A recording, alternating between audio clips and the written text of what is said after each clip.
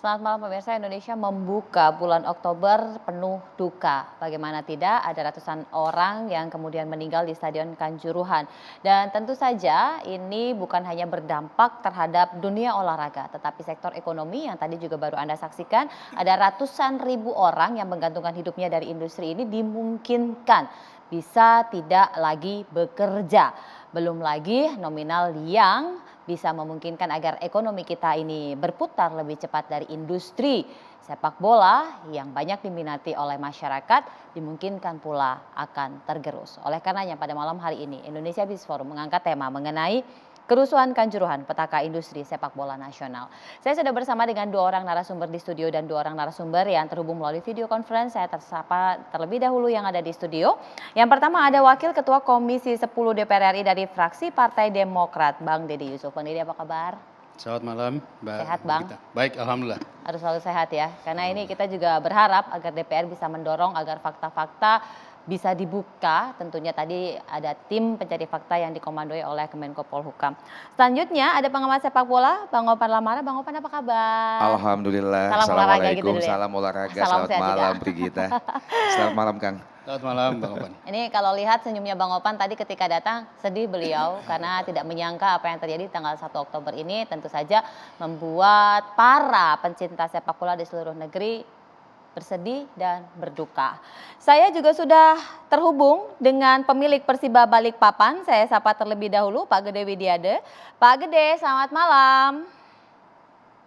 Selamat malam. Assalamualaikum warahmatullahi wabarakatuh. Salam olahraga. Waalaikumsalam warahmatullahi wabarakatuh. Salam olahraga juga Pak Gede. Sehat ya tapi Pak ya? Alhamdulillah. Harus terus sehat. Semoga sehat semuanya. Amin. Dan berikutnya ada Mas Dian Revindo, peneliti dari LPE MUI. Mas Revindo, selamat malam. Salam Mbak, salam sehat, salam olahraga. Salam sehat, salam olahraga. Jadi hari ini kita bukan hanya salam ekonomi tapi juga salam olahraga karena kita bahas tentang dunia olahraga. Sebelumnya kita ke Mas Opan dulu deh. Mas Opan, ini nanti juga kita akan ke Pak Gede selaku pemilik klub begitu ya. Kita ke Mas Opan dulu yang mengamati pergerakan dunia olahraga khususnya sepak bola sampai sejauh ini. Kita baru bahagia loh liga ini bergulir ya kan. Ada yang mau masyarakat kalau kita lihat stadionnya penuh. Betul, betul. Tapi justru malah inilah yang menyebabkan kemudian banyaknya korban jiwa. Iya, saya setuju Brigita bahwa ini adalah merupakan kabut kelam bagi sepak bola Indonesia dan juga sepak bola dunia. Bahkan Presiden FIFA menyatakan belasungkawa yang sangat mendalam dan menyayangkan tragedi ini harus lahir di era milenial, era yang sudah sangat modern. Itu yang pertama. Yang kedua, jika berbicara tentang bagaimana, belum lagi jika kita berbicara bagaimana efeknya ke depan, terutama dari sisi sepak bola Indonesia yang mulai menggeliat. Kemudian saya melihat bahwa sepak bola kita sudah mulai berada di track yang tepat untuk menuju kepada sebuah industri sepak bola. Dan saya sedikit mengantarkan kita untuk kembali ke beberapa tahun yang lalu jika berbicara tentang industri sepak bola Indonesia, Brigita. Yang pertama adalah sebetulnya era industri ini mulai dirintis, mulai dibangun di eranya Nurdin Halid. Tepatnya sekitar tahun 2005. Diawali dengan pemisahan pengelolaan liga dari PSSI. Dibentuklah Badan Liga Indonesia di mana saya ada di situ pada saat itu. Kemudian bersamaan dengan hadirnya Badan Liga, saya termasuk yang bersyukur mempelopori untuk yang pertama kalinya pada saat itu kita membalik keadaan, yakni yang jika selama sebelum 2005 itu PSSI selalu membayar atau memblocking time televisi untuk menyiarkan agenda-agenda mereka termasuk liga pada saat itu, maka sejak 2005 kita balik keadaan televisi lah yang membayar right ke PSSI untuk membeli hak siar. Kemudian dilanjutkan dengan hal-hal positif lainnya, yakni keharusan tim yang berlaga di liga tertinggi Indonesia untuk berbentuk badan usaha PT dan juga membuat pemerintah untuk melahirkan peraturan lain, yakni tidak bolehnya digunakan anggaran atau uang negara, APBN ataupun APBD. Artinya bahwa hingga hari ini sepak bola Indonesia semakin berada di track yang pas untuk sebuah industri olahraga. Bahkan jika kita menelaah bagaimana klub seperti Bali United sudah sangat menikmati kue industri olahraga atau industri sepak bola ini. Betul. Menjadi klub yang pertama di Indonesia bahkan Asia Tenggara go public dan yang kedua di Asia bahkan. Kemudian jika kita melihat angka-angkanya luar biasa kan Brigita. pertama kali mereka terjun di pasar bebas, mereka langsung mampu mendapatkan penjualan saham sampai 300 miliar lebih, suatu yang luar biasa. Kemudian sampai hari ini juga Bali United menjelma menjadi sebuah raksasa sepak bola Indonesia, tidak hanya juara musim lalu, tapi mereka mulai merembet ke bisnis yang lain untuk bisa mengembangkan sayapnya dan juga membesarkan Bali United. Mereka mulai membuat studio, mulai mengandalkan penjualan merchandise. Kemudian yang saya dengar bahkan tahun ini mereka memproyeksikan untuk membangun sebuah kawasan Bali United yang memfasilitasi segalanya di area lebih dari 20 sampai 30 hektar. Ini yang luar biasa. Kemudian kita juga berbicara tentang animo masyarakat untuk kembali menyaksikan pertandingan langsung di stadion. Salah satunya adalah Kanjuruhan misalnya. Kanjuruhan ini atau Arema Malang adalah salah satu dari sedikit klub di Indonesia yang sudah bisa menikmati pemasukan atau penghasilan dari penjualan tiket penonton. Dan ini terjadi sejak beberapa tahun, sangat-sangat besar. Mereka adalah klub pertama yang mencatatkan rekor sekitar 2 atau 3 tahun yang lalu mendapatkan penjualan dari satu pertandingan saja hingga mencapai 1,4 miliar. 1,4 miliar sekali pertandingan dari tiket. Satu pertandingan big match mereka, betul. Dan konon penonton yang hadir pada saat tragedi Kanjuruhan ini memecahkan rekor lagi. 42.000 tiket yang mereka cetak itu habis terjual. Sama dengan kapasitas stadion. Dan rupanya itu mencapai angka sekitar 2 miliar. Ini suatu yang luar biasa bagi kita. Makanya seperti yang kita obrolin tadi sebelumnya, sangat disayangkan bahwa tragedi harus lahir, Kang Dede. Kemudian suka tidak suka ini tentu mengganggu industri sepak bola kita, terutama apa yang telah kita rintis sejak 2005 yang lalu.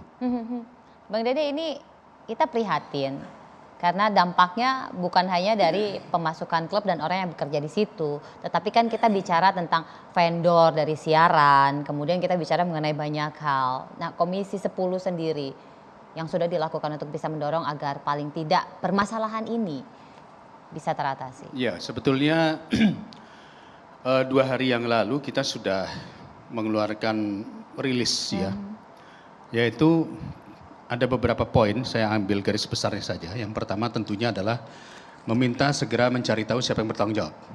Artinya harus ada yang bertanggung jawab. Tidak bisa lepas tangan selesai dengan maaf-maafan, tidak bisa. Yang kedua tentunya kita minta Liga 1, 2, dan 3 ini ditunda dulu, dihentikan dulu. Ya.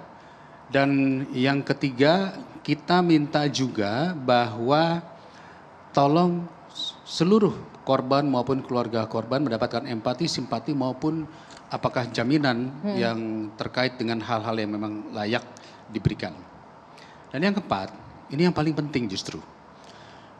DPR ini kan sudah membuat undang-undang yang baru, namanya Undang-Undang 11 tahun 2022, di mana di dalamnya ada sport industry juga. Dan kalau kita berkaca, sepak bola adalah salah satu olahraga yang industrinya boleh dikatakan sudah sangat hidup. Banyak cabang olahraga lain yang masih separuh-separuh lah ya. Benar. Artinya mencari sponsor untuk klub tidak terlalu sulit. Kenapa? Karena konteksnya adalah jumlah penonton. Sepak bola sangat dinantikan oleh masyarakat. Namun di balik itu semua juga kita harus melihat bahwa penyelenggaraan pertandingan ini ada di dalam pasal 54 di dalam undang-undang yang baru. Itu harus memberikan rasa aman, nyaman, dan keselamatan. Jadi panitia ataupun penyelenggara pertandingan harus memakai pasal ini sebagai pegangan. Jadi mohon maaf dengan segala hormat, bukannya saya ingin mencari-cari ya. Kalau misalnya kapasitas stadion 42.000 itu one seat, one ticket nggak? Atau selonjoran itu tadi? Karena nggak bisa dihitung. Kapasitas murninya menjadi tidak bisa dihitung.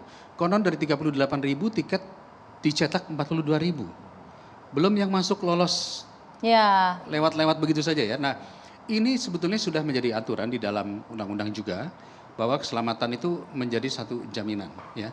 Dan yang terakhir juga paling penting adalah kami meminta pemerintah segera membuat aturan turunan dari undang-undang ini. SOP yang disepakati bersama baik oleh Panpel, penyelenggara, KSSI, liga, klub liga, sampai kepada para supporter dan pengamanan. Jangan sampai pengamanan menggunakan aturan hukum yang berbeda di dalam penyelenggaraan ini. Karena memang kita tahu ada statuta FIFA di dalamnya. Begitu Mbak. Jadi sebenarnya sudah ada aturan, sudah ada ketentuan yang dijadikan dasar dalam proses pelaksanaan dari seluruh pertandingan yang berlangsung di Indonesia. Tetapi bagaimana kemudian dari pemilik klub menyikapinya? Karena tadi harus ada aturan turunan dan pembahasan lanjutan. Apakah memang ini sudah dilakukan? Dan termasuk juga catatan dari peneliti berkaitan mengenai kondisi ini. Sesaat lagi kita akan lanjutkan, tetaplah bersama kami.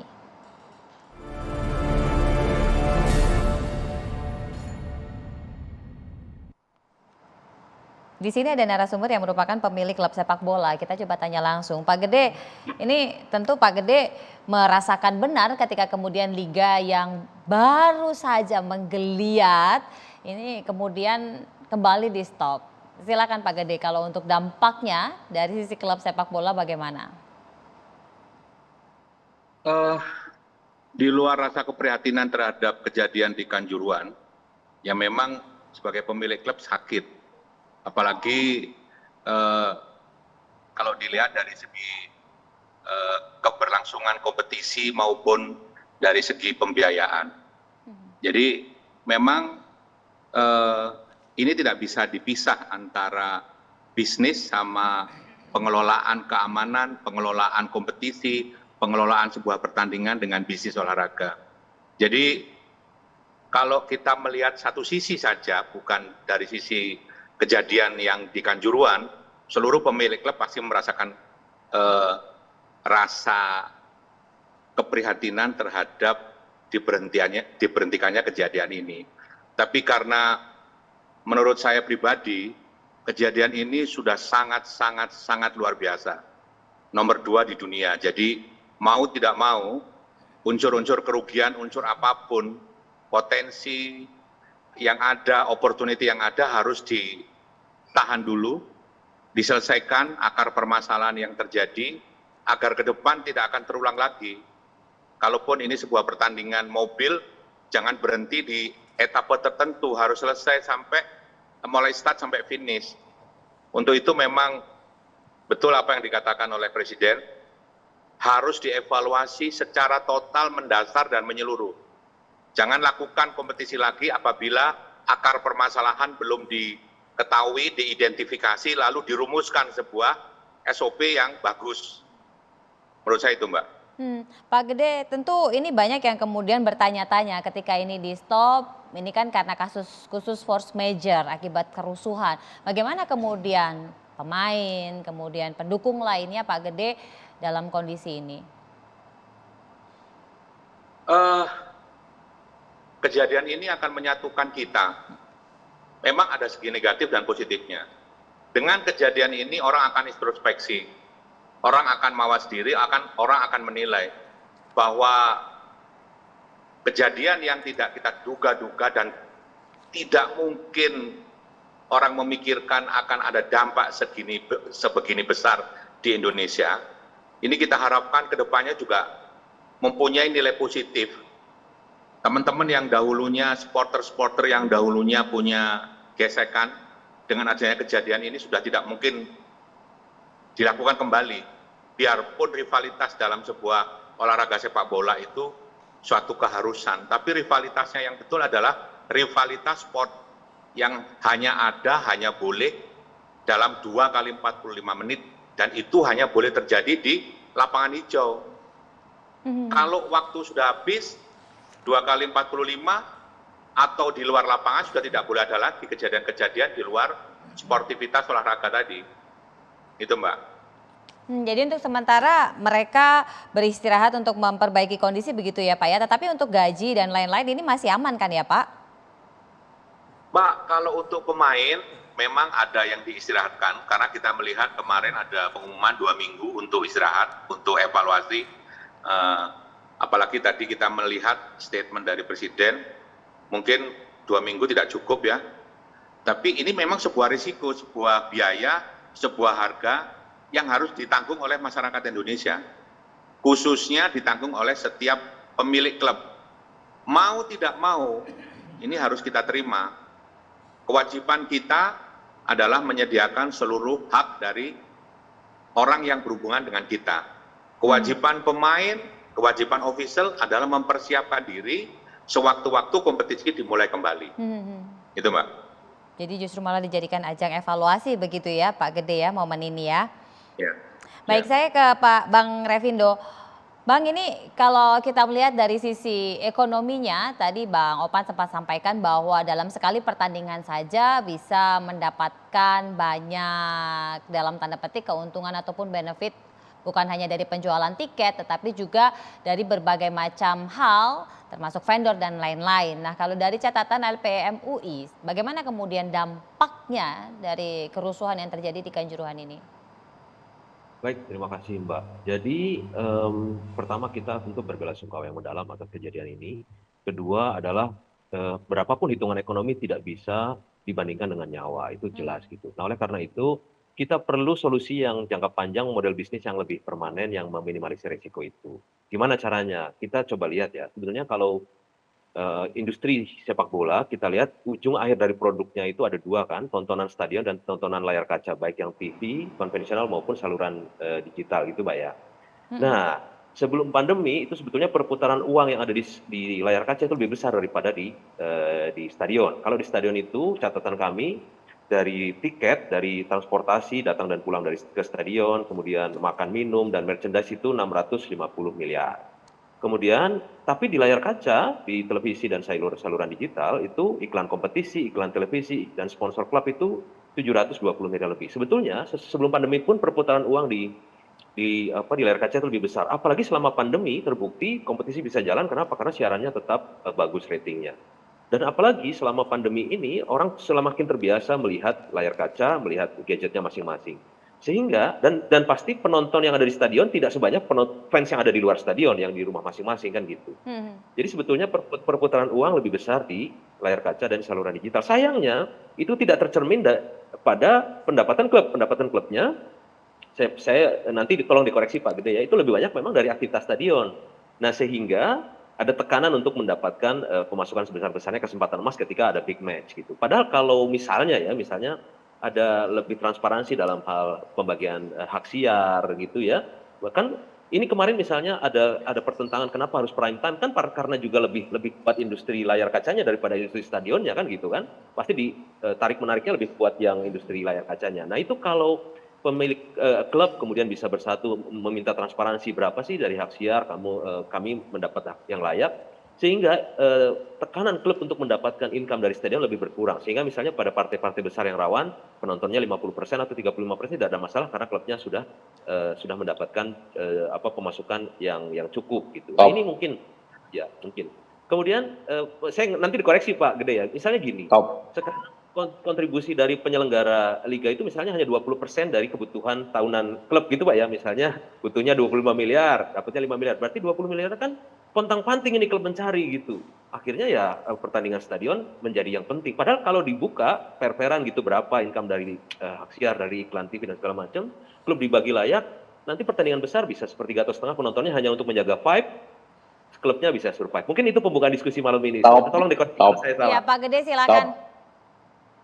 Gini ya, saya kan pernah pegang Liga 1 ya.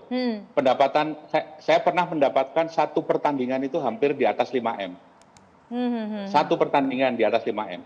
Jadi komposisi dari pembiayaan tim itu dibagi 4 nih. 1 subsidi, 2 sponsor, 3 dari tiket, 4 dari owner. Jadi kalau klubnya seperti Persibaya, Persija, Persib Bandung, Arema, mungkin komponen biaya yang paling besar adalah yang diterima dari subsidi dari dari PT Liga, lalu dapat dari sponsor, dapat dari tiket. Owner mungkin tidak akan membakar uang di situ. Tapi untuk klub-klub yang ratingnya di bawah itu, mungkin komponen keempat tadi di luar subsidi, sponsor, sama tiket, owner masih berdarah-darah untuk membiayai. Itu dalam keadaan normal. Tapi kalau tadi dikatakan teman-teman di awal, apabila kompetisi di Indonesia ini dikelola dengan bagus, pertunjukan ini akan lebih bagus, akan lebih menarik, akan lebih aman. Kenapa saya katakan seperti itu? Apabila sebuah event besar dibiayai dengan biaya yang maksimal, yang cukup, maka akan menghasilkan sebuah pertunjukan yang bagus.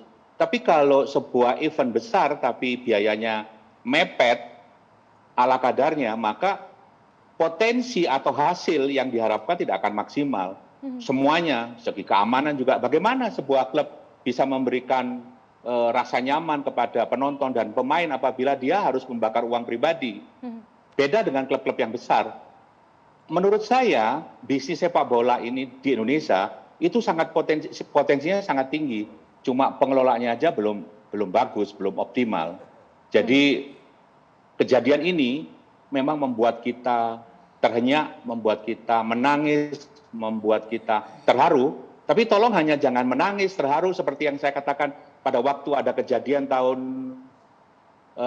waktu saya di sebuah klub 3 tahun yang lalu. Tapi jangan hanya ikut berbela-sungkawa, sedih, hanya kata-kata itu setiap ada kejadian.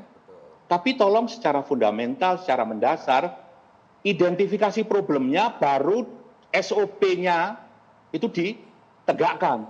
Jadi jangan, dulu waktu kami hanya 1, tapi diangkat sampai level tinggi. Ini 129 nyawa. Ini kalau perlu menurut saya, jangan kompetisi dilanjutkan terlebih dahulu tanpa diidentifikasi problemnya. Baru dicarikan solusinya. Penonton pasti pengen nonton, tapi kalau tahu korban 129, siapa yang mau menanggung risikonya? Coba, sampai saat ini aja belum diketahui siapa yang bertanggung jawab. Sedangkan korbannya sudah ada. Yang bertanggung jawab aja sudah ada. Makanya kalau bagi kami di klub, pengorbanan kami hanya berhenti 2 minggu, berhenti 1 bulan, berhenti 3 bulan untuk membayar seluruh kewajiban kepada pihak ketiga. Itu kecil dibanding pengorbanan yang sudah dilakukan oleh penonton. Sangat kecil. Untuk itu, untuk menjamin kelangsungan kompetisi seperti yang dikatakan teman sebelumnya, untuk menjamin kelangsungan kompetisi agar berjalan dengan stabil, dengan kepastian hukum yang pasti, di samping taat pada statuta dan regulasi local wisdom, ketentuan hukum Indonesia, hukum positif Indonesia, itu harus diselesaikan secara tuntas, baru digulirkan kembali, jangan setengah-setengah lagi. Korban lagi, korban lagi, korban lagi. Nyawa manusia ini. Apa kemudian tantangannya ini yang bisa dijadikan masukan dalam penyusunan aturan teknis yang tadi undang-undangnya sudah disepakati dan disahkan oleh DPR? Sesaat lagi kita akan lanjutkan, tetap bersama kami.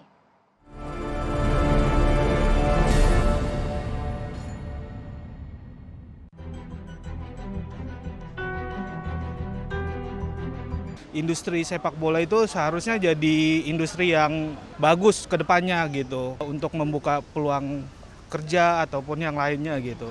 Nah, dengan kejadian kayak gini berarti kan ada hal yang belum menjadi concern dari pemerintah ataupun PT Liga ataupun pengurusnya sendiri gitu. Efek sampingnya adalah tentu industri yang menyertai olahraga itu sendiri. Misalnya kan seperti ya merchandise, siaran, ya pasti kan, sponsor dan sebagainya. Saya pikir akan berdampaknya sangat besar. Pastinya kan juga dari klub ini kan ada kerjasama juga kan dengan sponsor-sponsor iklan kan. Dengan dihentikannya Liga 1 ini pastinya akan berdampak secara finansial si klub itu sendiri maupun si pemain gitu kan. Nah itu juga nanti akan berdampak juga ke performance-nya si pemain itu sendiri gitu. Orang-orang yang tadinya menjual baju, otomatis merchandise segala macam otomatis stop. Dan barang yang sudah diproduksi otomatis menumpuk dan itu merupakan kerugian. Kita langsung ke Bang Opan dan juga kita diskusi lebih cair saja supaya tantangan ini bisa terselesaikan. Bang Opan tadi sudah dengar dong ya. Sebenarnya apa sih yang fundamental harus segera dibenahi supaya ini bisa jadi juknisnya dalam turunan undang-undang itu nanti bisa masuk? Ya, beberapa poin yang disampaikan oleh Bang Gede tadi adalah merupakan poin sentral yang harus segera dibenahi. Tentu kalau concern saya kaitannya dengan kerusuhan di Malang kemarin atau tragedi di Malang, bukan kerusuhan ya, tragedi di Malang kemarin, maka saya ingin menekankan kepada 2 poin utama. Yang pertama adalah infrastruktur stadion yang harus lebih familiar kepada penonton, terutama kata Kang Dede tadi pada saat kita off, terutama yang ramah keluarga. Karena bagaimanapun kita atau pemerintah DPR mengharapkan setiap aktivitas olahraga ataupun sepak bola di Indonesia itu bisa melibatkan sebanyak mungkin generasi muda, anak-anak kita menonton, menyaksikan langsung di stadion. Sehingga infrastruktur terutama yang berkaitan dengan keselamatan penonton, jika hal emergensi terjadi itu mutlak menjadi keharusan. Yang kedua adalah mental, kemudian kecakapan, kemudian kapasitas pengamanan atau tenaga pengamanan yang terlibat di stadion. Dalam hal ini kepolisian. Bagaimana mereka harus belajar, tidak perlu malu untuk belajar dari pihak-pihak keamanan yang terlibat di perhelatan yang sama dari negara luar. Tidak usah jauh-jauh. Bagaimana kepolisian Malaysia mengamankan setiap perhelatan olahraga yang melibatkan begitu banyak manusia di sana. Atau Thailand misalnya. Kita hampir tidak pernah mendengar, Kang Dede, ada kejadian yang merenggut nyawa manusia di stadion di Malaysia. Atau di Thailand, Jepang dan Korea atau Cina. Nyaris tidak pernah ada. Tapi di Indonesia hampir setiap tahun ada saja yang meninggal di stadion. Nah, saya mengulang statement saya beberapa hari yang lalu di TV One bahwa kejadian demi kejadian itu seperti tidak pernah membuat kita belajar. Terutama dua pihak itu. Yang pertama adalah Panpel sebagai pengelola stadion saat pertandingan berlangsung. Yang kedua adalah aparat keamanan. Kepolisian kita dengan segala hormat Pak Kapolri. Ini kita tidak perlu malu untuk mengakui. Nah, hal lainnya adalah kita sudah sangat bersyukur. Tadi dijelaskan oleh Kang Dede dan juga tentunya oleh pemerintah kita, kementerian kita sejak beberapa tahun yang lalu, kita saat ini memiliki perangkat yang namanya desain besar olahraga nasional, yaitu DEBON. Menjadi sebuah perangkat yang diluncurkan oleh Jokowi untuk percepatan industri olahraga dan sepak bola termasuk di dalamnya. Sekali lagi, ada begitu banyak PR yang harus kita selesaikan, tapi dua aspek utama itu menjadi keharusan. Nah, kita bersyukur Brigita bahwa tragedi di Malang ini dipetik hikmahnya dengan begitu cepat oleh barisan supporter di Indonesia yang selama ini menjalin rivalitas yang sudah sengit tidak gitu normal lagi, bukan hanya sekedar sengit, tapi sudah tidak waras lagi dalam tanda kutip. Misalnya antara Bonek dan Aremania, mereka mulai berangkulan. Braja Musti dan Pasopati. Kita menunggu, mudah-mudahan dalam waktu beberapa hari ke depan, The Jack dan juga Viking atau Boboto bisa berangkulan, memetik kejadian ini sebagai sebuah hikmah untuk supporter Indonesia harus damai. Fanatisme itu keharusan dalam memberikan dukungan. Karena dengan fanatisme yang mereka, industri ini kembali bergeliat. Tapi fanatisme yang bisa diarahkan, yang waras lah. Tidak lagi menjalin kebencian ya, itu. Nah, saya juga mengkhawatirkan Brigita dan juga Kang Dede, jika dalam beberapa hari ke depan tidak ada juga kesadaran pemangku sepak bola dan pemangku kepentingan olahraga di Indonesia untuk tampil termasuk dari kepolisian, untuk tampil menyatakan bertanggung jawab secara moral, maka ini lambat laun akan menimbulkan kemarahan tidak hanya di FIFA, tapi juga di PBB. Karena ini merenggut nyawa 100 lebih. Ya, yang kalau tidak ada penanggung jawabnya, tidak ada yang secepatnya ditersangkakan, maka ini kita bisa dicap sebagai sebuah kejahatan kemanusiaan. Nah, saya bersyukur dalam perjalanan ke sini tadi di radio saya mendengar bahwa Pak Mahfud MD sebagai ketua tim TPIGF mengeluarkan statement terbaru bahwa dalam tempo 2 sampai 3 hari ke depan dia mendesak kepolisian untuk segera menemukan tersangka. Mudah-mudahan tersangka yang ditemukan juga tidak hanya sekedar penawar, tidak sekedar tumbal. Begitu Brigita. Bang Dede. Saya pikir begini, apa yang sudah dilakukan oleh kawan-kawan masyarakat sepak bola ya, saya sebutnya masyarakat sepak bola. Dengan kejadian ini menyatukan persepsi. Tapi kalau kami dari DPR tentu kita harus punya sense of crisis. Itu yang perlu kita pahami dulu. Sense of crisis ini bahwa yang tadi dikatakan ini adalah bencana kemanusiaan yang harus kita selesaikan. Jadi saya sepakat harus ada yang bertanggung jawab. Ya, jadi kalaupun misalnya tadi disebutkan Pak Mahfud MD mengatakan dalam 2-3 hari, ya yang bertanggung jawab ini bukan hanya sekedar mengaku saya bertanggung jawab, tapi harus ada sanksinya. Betul. Sanksinya apa? Dicopotkah? Diturunkankah? Atau langsung kena pidana? Iya, betul. Itu silakan, kami serahkan kepada pemerintah untuk mengatur itu. Yang kedua, kita bicara industri sepak bola ya. Memang industri sepak bola ini sedang berangsur-angsur sehat. Berangsur-angsur. Tetapi kalau kita melihat sekarang kepada konteks bagaimana industri ini katakanlah mempekerjakan mungkin yang terlibat di dalamnya lebih dari 100.000 orang.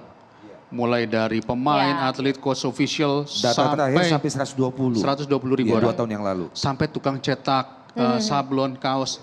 Jadi memang ini ada sebuah industri yang menghidupkan orang-orang banyak.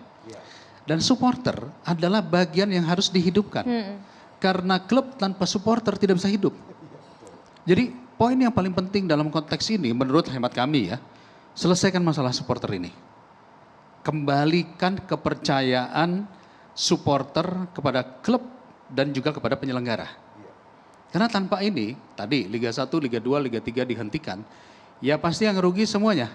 Klub dirugikan, dunia sepak bola dirugikan, 120 ribu orang akan dirugikan. Yang hidup di sisi itu. Maka oleh karena itu bagi saya, sense of crisis adalah selesaikan masalah supporter. Minta maaflah kepada para supporter. Lalu kemudian lakukanlah apapun cara yang terbaik untuk bisa dalam konteks tadi mengembalikan kepercayaan para supporter. Baru industri ini akan jalan. Gitu Brigita. Ya. Bang Revi, apakah ini kemudian sudah cukup?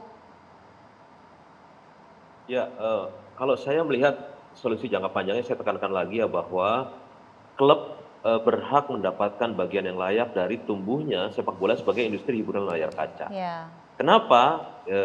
Sehingga tidak terlalu bebannya terlalu tinggi untuk mendapatkan pemasukan dari hiburan stadion. Penonton tetap penting ya, tapi sebetulnya pemasukannya harusnya dari hiburan TV dan saluran digital. Saya ambil beberapa data ya.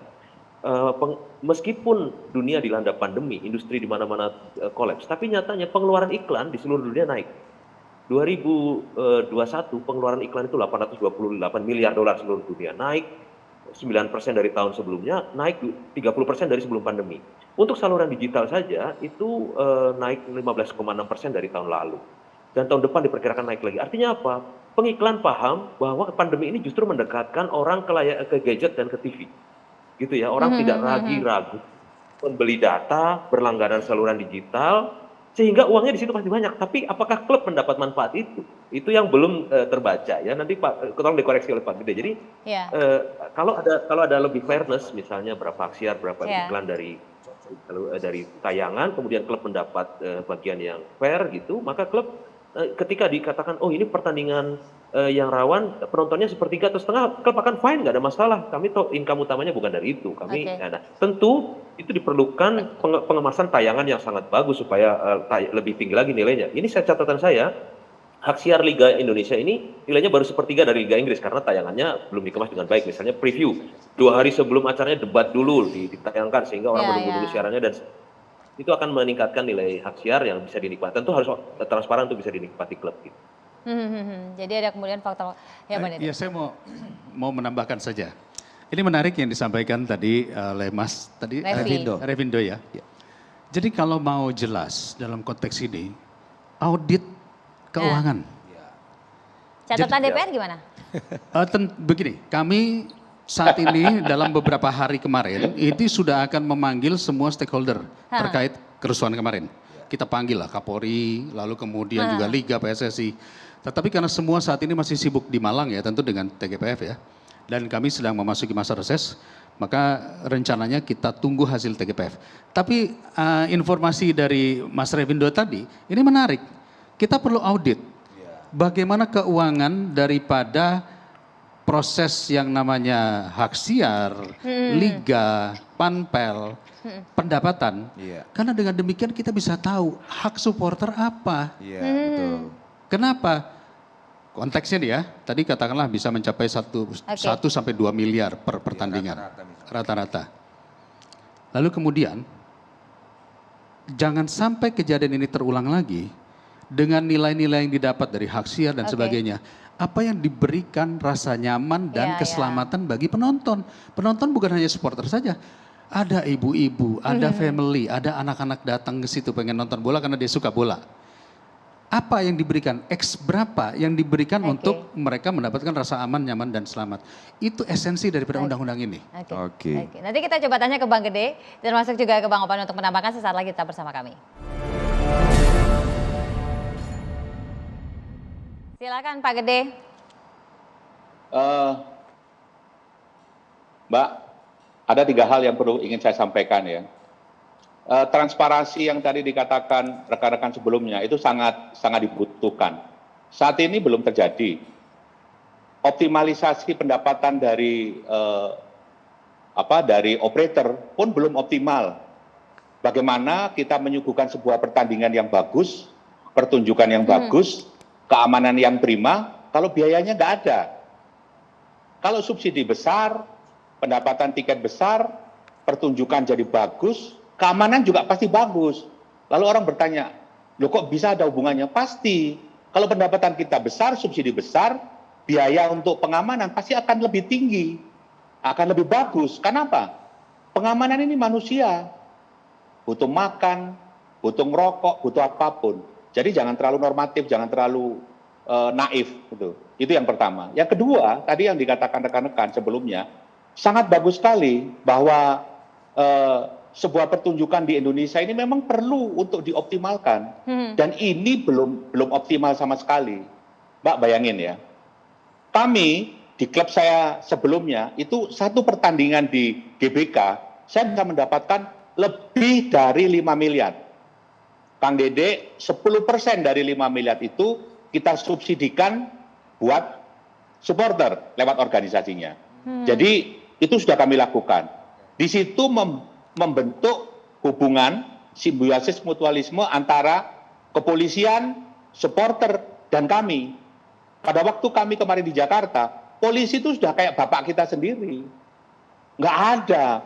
Jadi polisi itu waktu kami di Jakarta, itu kayak bapak kami sendiri. Karena apa? Kami cukup semuanya. Kami cukup semuanya, kami terbuka. 10% kami serahkan kepada supporter. Yang terakhir, sekarang sudah pada bentuk tim verifikasi, tim apa. Coba Kang Dede, Anda kan wakil rakyat, yang meninggal itu rakyat, bentuk pansus, supaya jelas. Apakah Anda sebagai wakil rakyat itu betul-betul wakil rakyat? Nah, Anda merasa nggak?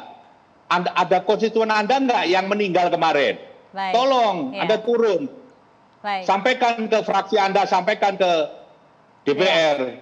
Bahwa rakyat butuh Anda sekarang. 2024 masih jauh. Tolong bentuk pansus segera. Turun. Sampaikan apa yang Anda sampaikan. Baik, Bang Opan sikat. Oke, jarang-jarang saya melihat Bang Gede agak keras begini ya. Brigita, begini, kaitannya dengan keamanan dan juga income PSSI.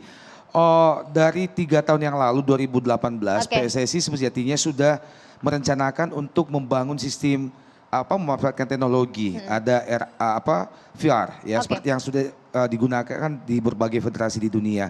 Kita bahkan ketinggalan dari Thailand, Malaysia yang sudah sejak 2018 menggunakan VAR. Ya, anggarannya mereka gunakan juga untuk pengadaan VAR di stadion-stadion. Oh sudah? Iya. Nah, keberadaan VAR ini kan salah satu tujuannya adalah selain perbaikan kualitas pertandingan, juga tentu untuk membantu melihat apa yang terjadi di stadion. Nah, kelengkapan teknologi ini menjadi mutlak untuk diadakan. PSSI punya duit banyak kok dari sponsor.